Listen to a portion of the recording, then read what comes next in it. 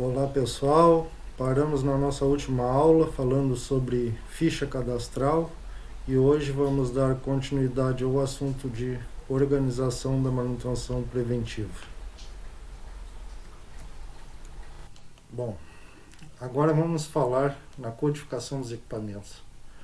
Todos os equipamentos de uma empresa possuem um número de patrimônio, mas esse número de patrimônio não deve ser utilizado pela manutenção como o código do equipamento. O número de patrimônio informa apenas a quantidade de itens da empresa e podemos, por exemplo, ter um equipamento de valores muito alto, com o número 1500.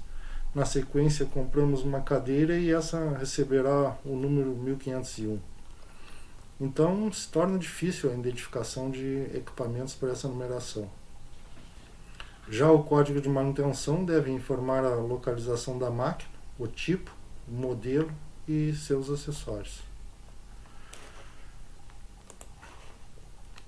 Então, a codificação dos equipamentos pode ser feita de acordo com a norma PNB 214, que é composta por 3 campos de preenchimento, onde o primeiro vai indicar a área onde se localiza o equipamento, o segundo vai nos dizer o tipo, o modelo e a posição do equipamento dentro da área, e o terceiro campo é destinado aos acessórios ou subconjuntos se houverem. Os 2 primeiros campos são os principais, o terceiro nem sempre é utilizado. Essa norma, PNB 214, apresenta, como vocês podem ver, uma tabela onde é possível se obter a numeração para cada tipo de equipamento. Peço que depois vocês vejam essa tabela na apostila, que está no Moodle, com mais calma e vai ser mais fácil a visualização. Nessa foto temos um torno da eletromecânica que foi codificado com base na norma PNB 214. E como vocês podem ver, possui só os 2 primeiros campos. O primeiro, que trata da localização, e o segundo, que traz informações do tipo, modelo e posição do equipamento.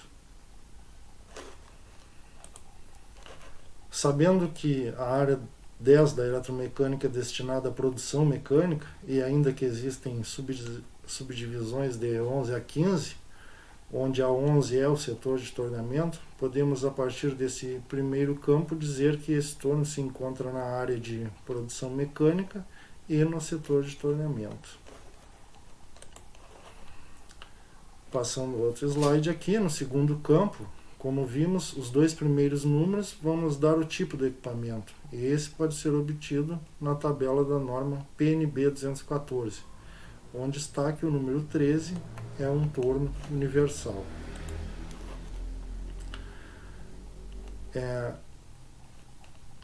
Lembrando que, como vimos, o terceiro dígito do segundo campo se refere ao modelo do equipamento. Temos que esse torno é do modelo 1, na eletromecânica o modelo 1 é o Nardini 125. No curso atualmente existem 5 modelos diferentes de tornos que vocês vão poder ver e conhecer melhor quando voltarem às aulas presenciais.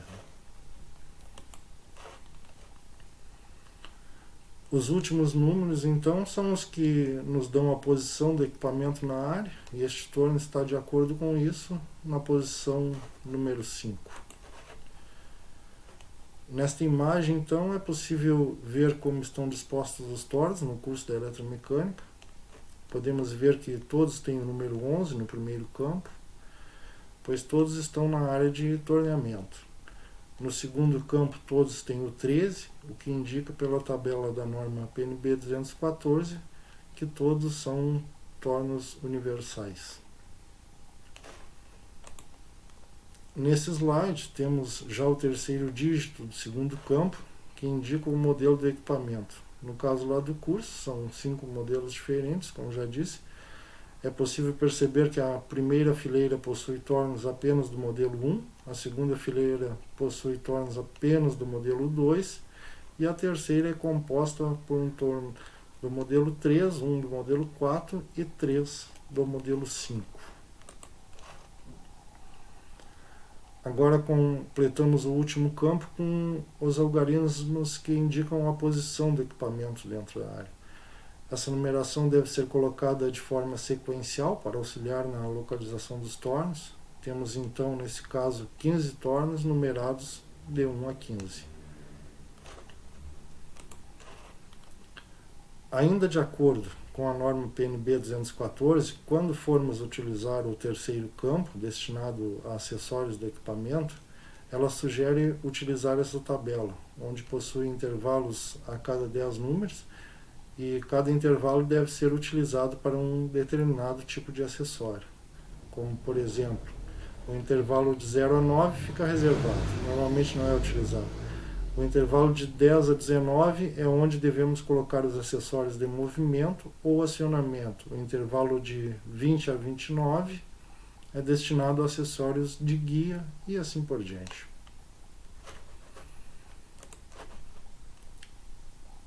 Aqui temos um exemplo de um acessório.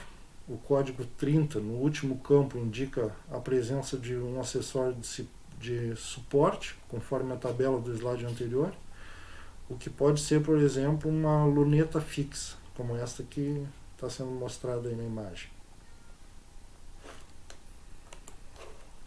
Bom, a partir desse padrão de codificação que acabamos de ver, podemos criar códigos alternativos. Um deles seria a codificação alfanumérica, o que envolve letras e números e permite que identifiquemos com maior facilidade os equipamentos. Sempre que possível, esse é o padrão que deve ser utilizado, pois com ele é possível que se realize a codificação de qualquer tipo de equipamento. Como vocês podem ver na imagem, o primeiro campo continua sendo da área onde se localiza o equipamento, e o segundo indica o tipo, o modelo e a posição, assim como era no outro. O que muda então? O que muda é que ao invés de utilizarmos números, vamos utilizar letras no campo da localização e também no tipo do equipamento. Isso visando facilitar a identificação. Na área onde se localizam os equipamentos, ao invés de colocar os dois números, vamos colocar duas letras. Por exemplo, podemos identificar a área de produção mecânica por PM, suas iniciais, a área de transformadores por TR e a área de fornos por FO. Olha como fica mais fácil essa identificação.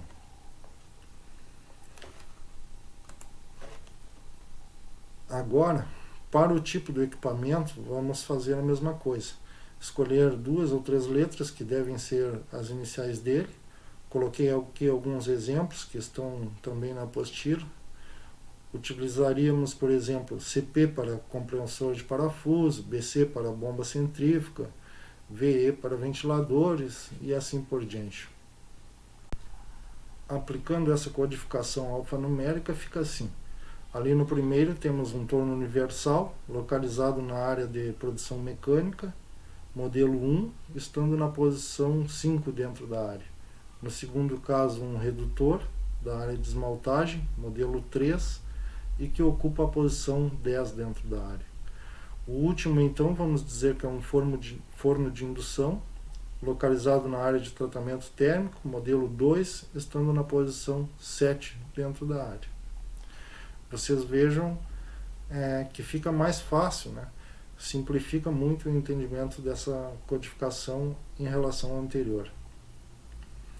Pessoal, hoje era isso aí. Falamos da organização da manutenção preventiva. Estudem esse tópico na apostila que está disponibilizado no Moodle e qualquer dúvida entre em contato. Espero vocês na aula síncrona. Um abração a todos e se cuidem. Tchau, tchau.